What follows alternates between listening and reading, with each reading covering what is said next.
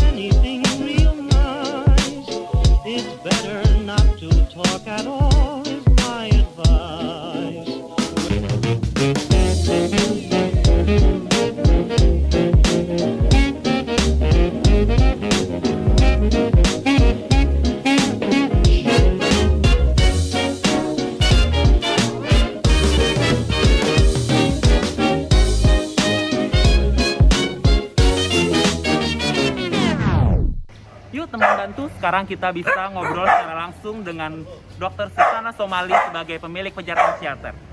Yuk kita kenalan. Selamat siang dokter. Selamat siang. Kami dari Bantu.id ini ngobrol-ngobrol nih sama dokter sebagai pemilik Pejaten Shelter. Selamat siang netizen atau teman-teman semua. Hari ini saya kedatangan tamu istimewa, yaitu dari Bantu. Bantu banyak menolong pejaten dengan berbagai programnya. Tapi Bantu baru bisa datang sekarang. Saya sendiri Dr. Susana Somali SPPK. Saya bukan dokter hewan, saya seorang dokter manusia dan seorang patologi klinik. Sebagai gambaran, penegakan diagnosa COVID itulah bidang saya sebetulnya.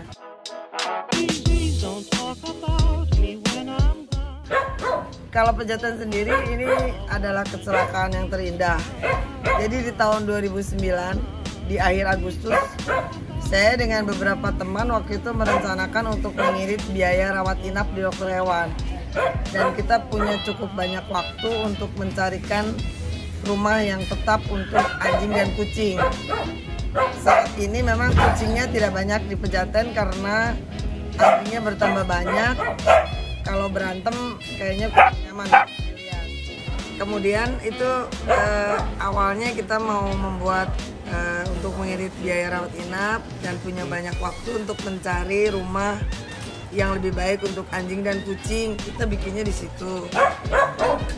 Waktu itu karena mungkin baru di Indonesia dan saya adalah penampungan pertama yang tampil secara media sosial. Dalam waktu 1 minggu itu dapatnya hampir 100 juta lebih. Tapi dengan berkembangnya waktu, dananya yang masuk tambah kurang, binatangnya tambah banyak.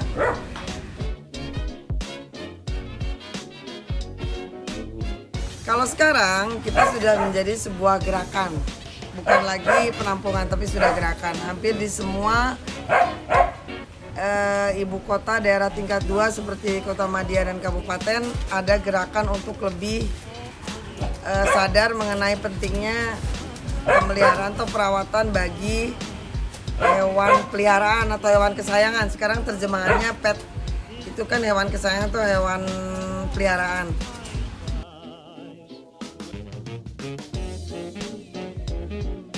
fokus tetap anjing dan kucing. Walaupun tidak memungkiri banyak orang yang bergerak di bidang hobi, punya banyak musang dan lain-lain. Saya tetap menyelamatkan segala macam hewan.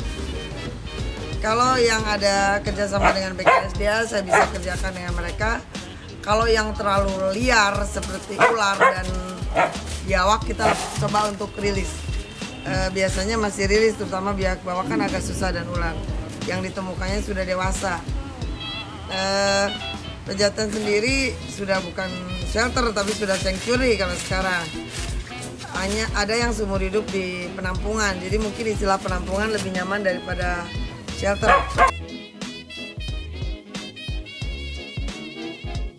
Kenapa ada nama shelter? Karena dulu kita mau bikin nama sampai susah banget.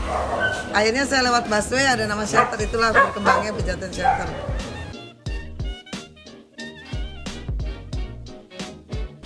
Kalau abusing atau penyiksaan dan sebagainya, bahasanya itu saya kalau ditanya ya pasti saya melawan. Nggak bisa melawan lah, saya tidak setuju dengan itu. Dan kita sudah harus mulai gerakan moral untuk makan untuk hidup, bukan hidup untuk makan. Orang Asia itu memang senang sekali makan. Kita kalau ngundang orang juga makan kan. Kalau kebudayaan Barat itu sudah berubah, dia akan beri bunga atau coklat, bukan makan. Nah, jadi kita sudah mulai makan untuk hidup, bukan hidup untuk makan. Kalau di kota-kota besar di mana fast food sudah begitu banyak, untuk makan hewan yang bukan hewan ternak harus mulai diedukasi dan mulai diperkuat. Bantu, kita minta tolong bantuannya untuk edukasi tidak makan hewan yang bukan ternak. Karena kalau stop makan daging anjing, mereka masih makan daging kucing dan monyet masih. Jadi stop makan hewan yang bukan hewan ternak.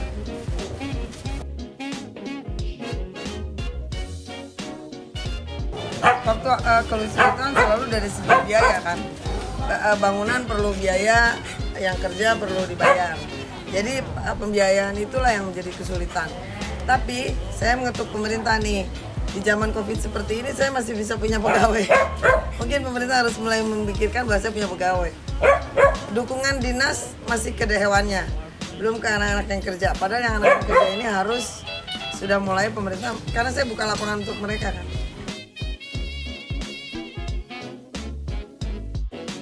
Agak rumit tapi bisa lah, harus bisa lah. Karena di rumah sakit juga kita peranannya nggak selalu dokter, kadang-kadang manajemen rumah sakit dan sebagainya. Kebetulan saya tidak berhadapan dengan pasien satu persatu, jadi saya masih punya banyak waktu yang cukup. Tapi saya nggak bisa ngambil manajemen rumah sakit, karena sama sekali tidak bisa masuk ke manajemen karena terlalu banyak kerjaan di sini. Kalau penampungan itu manajemennya nggak jauh dari manajemen rumah sakit akhirnya.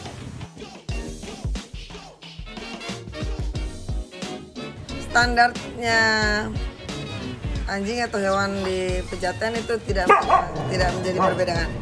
Semua standarnya adalah vaksin lebih dari sekali untuk memperkuat mereka. Standar makanannya, sumber proteinnya sama, mau daging, mau telur, mau segala macam, kecuali mereka yang menurun kondisinya tentunya perlu tambahan albumin dan sebagainya sesuai dengan parameter laboratorium. Kita usahakan mereka dicek darah satu persatu, kemudian tambahan makanannya disesuaikan dengan keadaan. Tidak ada perbedaan antara ras besar, yang bedakannya hanya umur dan kondisi mereka secara laboratorium atau kita bicara dengan dokter hewan. Tidak ada perbedaan sama sekali, hampir sama lah semua. Perawatannya tergantung, kalau bawaannya bukan virus, bukan menular, tinggal ditambahin di suplemennya. Karena mereka standarnya akan sama, vaksin dan harus steril. Betina terutama harus steril, semua betina harus steril. Kalau nggak bisa steril ya memang monitornya harus dikandangin, tapi betina harus steril sih. Dan memang buat penonton kalau betina itu memang harus di steril, nggak bisa nggak. Kalau jantan kita masih bisa tawar, tapi kalau betina nggak bisa.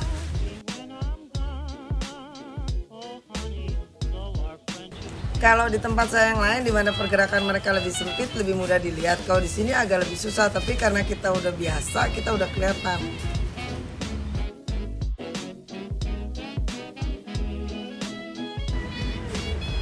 Binatang kan lebih mudah dari orang ya. kalau mereka tiap hari dia agak lebih mudah untuk diperbaiki menjadi jinak. Tapi kalau jantan yang nakal sekali atau ganas sekali memang harus steril. Itu prioritas jantan steril adalah yang bandel, karena bahaya buat yang kerja.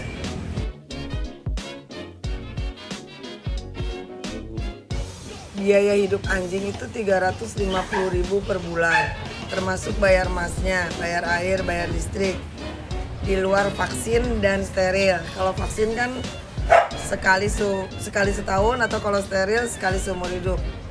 Kalau kucing 175.000 ekor biaya hidup ya, termasuk bayar orang, maintenance segala macam.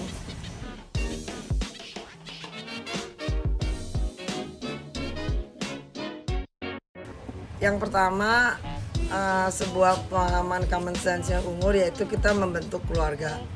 Jadi binatang yang datang dari pejantan itu adalah bagian dari keluarga. Jangan hanya penjaga. Anjing tidak bisa menjaga tanpa peraman majikannya. Kalau menggonggong saja bisa, tapi di luar itu mereka sudah tidak mampu.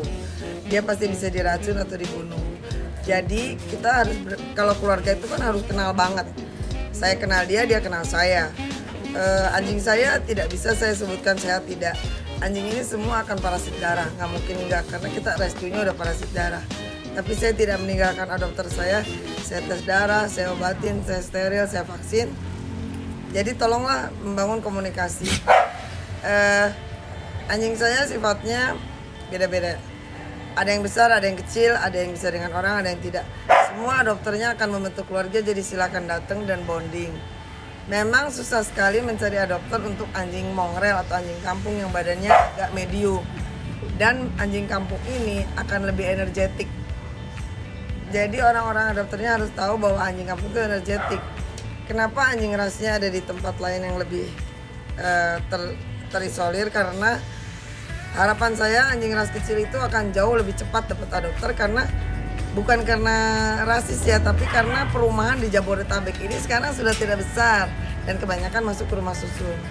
Cuman ada anjing kecil yang waktu kita rescue itu sepasang, jadi kita harapkan dia tetap diadopsi atau dapat rumahnya sepasang. Waktu susahnya sepasang, waktu senang juga kalau bisa sepasang. Karena saya nggak minta bayaran apa-apa, saya cuma minta dia punya tempat.